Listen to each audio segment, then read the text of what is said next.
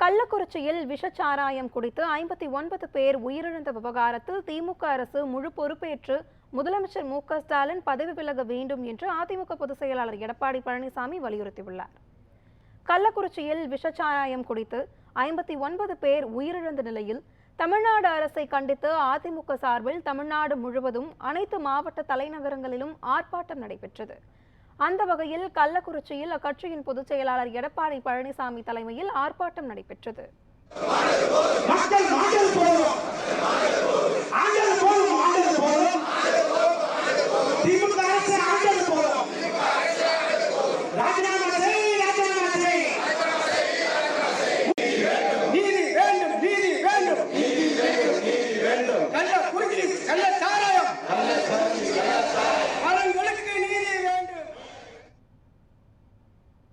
ஆர்ப்பாட்டத்தில் கலந்து கொண்டு பேசிய அதிமுக பொதுச் செயலாளர் எடப்பாடி பழனிசாமி, கள்ளச்சாராயம் தடையில்லாமல் விற்பனை செய்யப்படுவதை முதலமைச்சர் ஸ்டாலின் கண்டுகொள்ளவில்லை என்றும், திமுக பிரமுகர்கள் ஆதரவோடுதான் கள்ளச்சாராயம் விற்பனை செய்யப்படுவதாகவும் விமர்சித்தார். தொடர்ந்து பேசிய அவர், ஆர்ப்பாட்டத்திற்கு வருபவர்களை தடுத்து நிறுத்த காவல்துறை முயற்சித்ததாகவும் கூறினார். மேலும் 59 பேர் உயிரிழப்பிற்கு முதலமைச்சர்தான் காரணம் என்றும், இதற்கு பொறுப்பேற்று முதலமைச்சர் ஸ்டாலின் பதவி விலக வேண்டும் என்றும் எடப்பாடி பழனிசாமி வலியுறுத்தியுள்ளார். அரசாங்கத்தினுடைய அறிவிப்புப்படி 58 பேர் இறந்திருக்கிறார் என்று சொன்னால், அந்த 58 பேருக்கும் பொறுப்பு ஏற்றுக்கொள்வது அரசாங்கத்தினுடைய கடமை. அரசாங்கம் அலட்சியமாக இருந்த காரணத்தினாலே தான் இந்த 58 உயிர் பறிபோனது.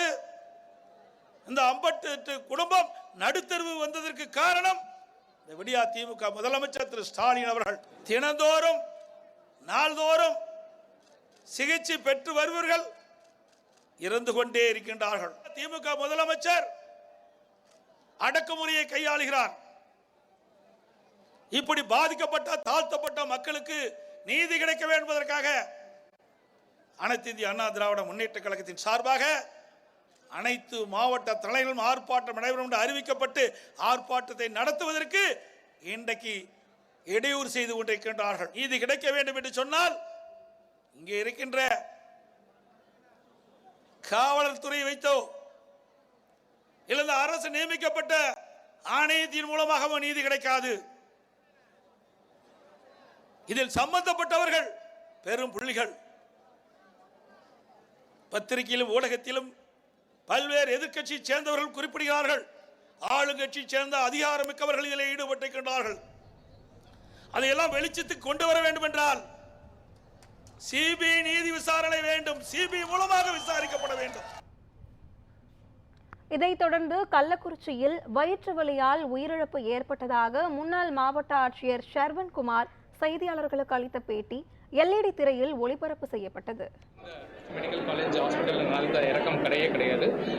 அதில் பிரவீன் இருக்க ஒரு பையன் வயிற்று வலின்னு சொல்லி நேற்று வந்துட்டு மறுபடியும் குணமாயிட்டு வீட்டுக்கு போயிட்டாங்க.